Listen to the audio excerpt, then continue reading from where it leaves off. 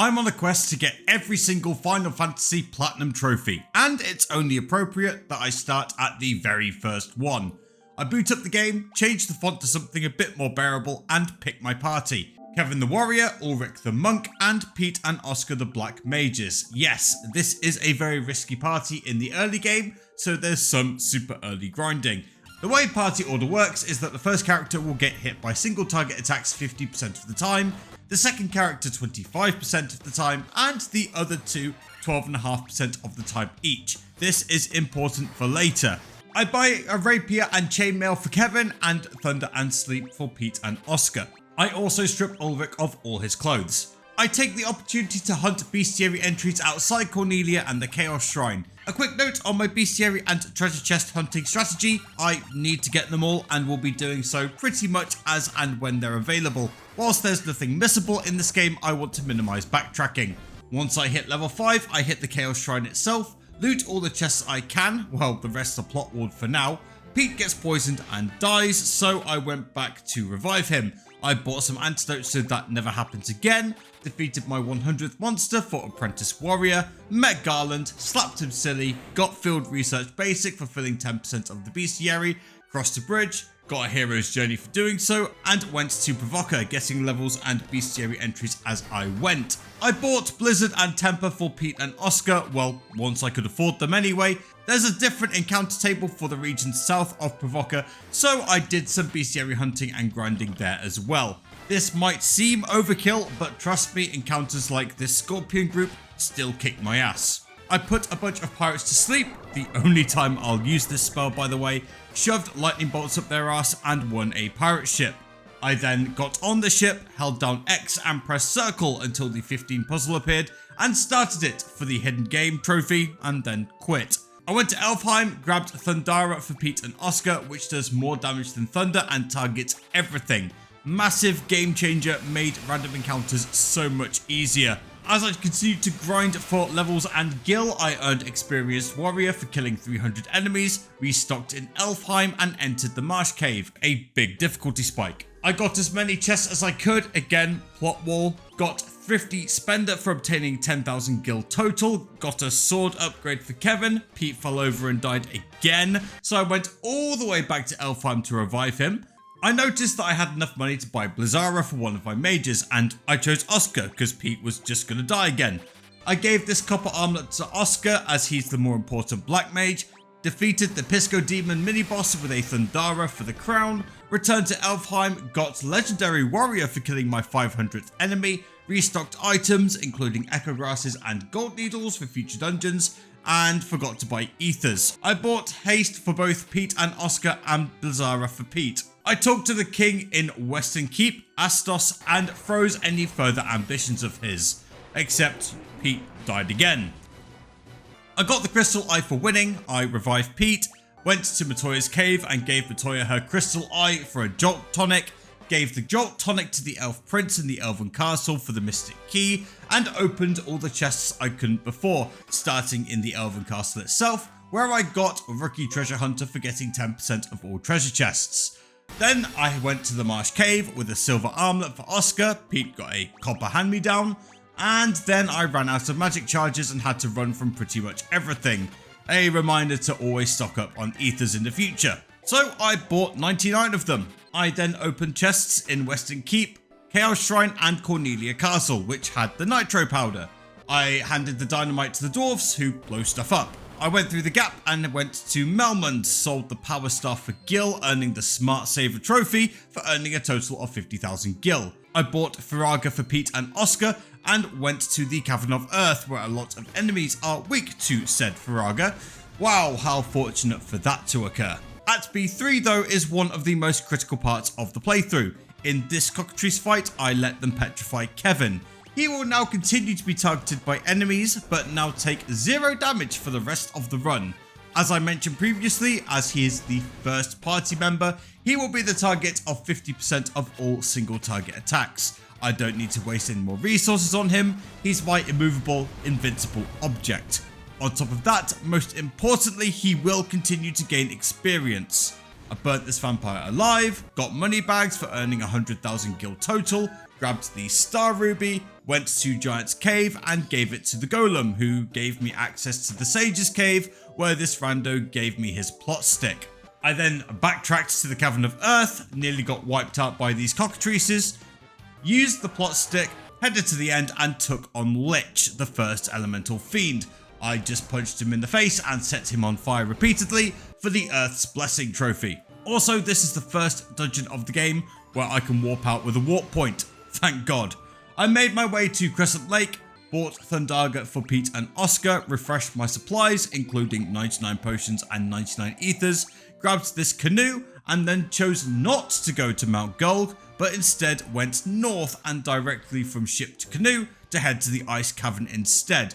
On the way, there's yet another difficulty spike, and it made itself very clear. These guys hit hard. In the ice cavern itself, I nearly wipe out to white dragons and dark wizards. I killed this Remoraz and hit the 50% mark of the bestiary for field research advanced. I fell down this hole, defeated some more enemies, fell down another hole, burned this eye, obtained the Leverstone, and then sailed south to the desert and earned my airship at last. Why there isn't a trophy for this, I do not know. I flew south to the Citadel of Trials, Pete dies on the way, I completed the warp puzzle first try, yes I used the guide, shut up. Ulrich died to a Mind Flayer's on-hit death attack, that's a new one. Found a ruby armlet for Oscar and gave Pete the silver one. Grabbed the rat tail and re-deaded the dragon zombies. Then I flew southwest to Bahamut's lair, Oscar dies, probably to make Pete feel less bad.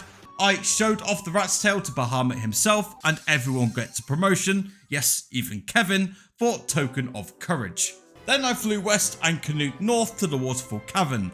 I grabbed a ribbon, headwear for Oscar, that protects against all status effects and halves elemental damage. It's pretty nutty. Oh yeah, and this robot gave me a cube as well. Cute. Then it's time to head west yet again to the caravan. I bought this bottle fairy for a small fortune, then flew further west to Gaia, where my bottle fairy somehow escaped. That's 40,000 gil down the drain. I bought Blizzaga for Pete and Oscar, bought protect rings for them as well, and gave Pete a ruby armlet of his own so he'd stop complaining about favoritism. I also restocked on high potions and ethers. The escaped fairy gave me Oxy Ale. I flew east to Onrak and entered the Sunken Shrine. I went up first and threw lightning bolts at almost everything. There's some things here that are weak to ice and fire instead. I got Veteran Treasure Hunter for opening half the game's chests. Once at the top, I opened all the goodies available, including this Rosetta Stone, sneakily hidden by wrapping around from the top left. Then it was time to sink all the way to the bottom. This chest contains Giant's Gloves, which cast Saber when used. Very important.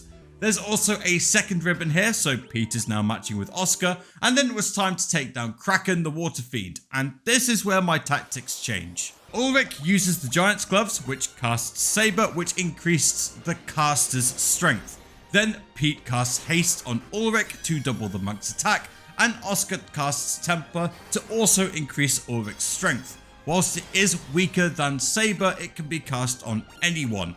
Also, Saber and Temper stack infinitely, Haste does not stack at all. So, after that, turn 2, Ulrich attacks, whilst Pete and Oscar temper Ulrich again. Turn 3 and one more punch seals the deal. Don't worry about Oscar being 1 HP, I live on the edge baby. I got Revitalizing Waters for winning, flew south back to Melmond and spoke to this nerd to learn Lufenian. I flew northwest to speak to this particular hippie for the chime and taught Pete and Oscar Flare from the secret magic shop. Once that was done, it was time to head east to the Mirage Tower. Everything now is getting one-shot by my powerful multi-target black magic, and I used the warp cube to get to the Flying Fortress. Gave Oscar this diamond armlet, picked up the adamantite, and stuck a ribbon and protect ring on Ulrich as well, because why not? Then, once I got to the final floor, the hunt for the 1% War Mech encounter began, and I went back and forth along this corridor over and over. In fact, it took so long that I actually hit level 50 with all my characters for Seasoned Hero. Then I ran out of ethers at level 55, and only a handful of high potions were left, so I suspended my hunt and took on Tiamat. Turn 1, Ulrich used Giant's Gloves. Pete and Oscar targeted Ulrich with haste and temper respectively, then Ulrich attacked on turn 2, whilst Pete and Oscar stacked tempers on the monk. At least they would have if Ulrich didn't one-shot him for the win.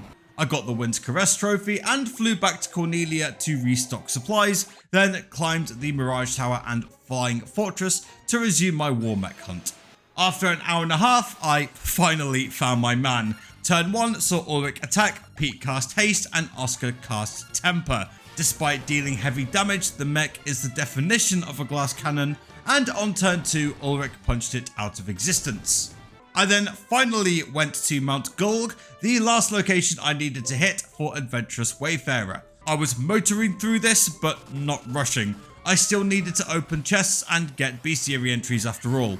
I am, however, way over leveled for Marilith, and she gets disrespected for Rekindled Flame. Then it was time to fly northwest to the Chaos Shrine and end it all where it all began. I touched the orb to go back 2000 years, one-tapped this eyeball, played Guitar Hero, and faced the 4 fiends again.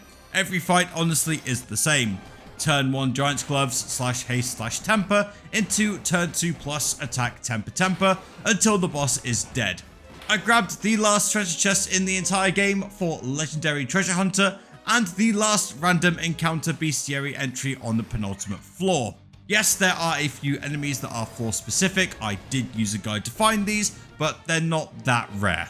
Then it was time for the big cheese, Chaos. Turn 1 is the same, but turn 2 is Giant's Glove and double temper, and then turn 3 was attack temper. And the results, well, see for yourself.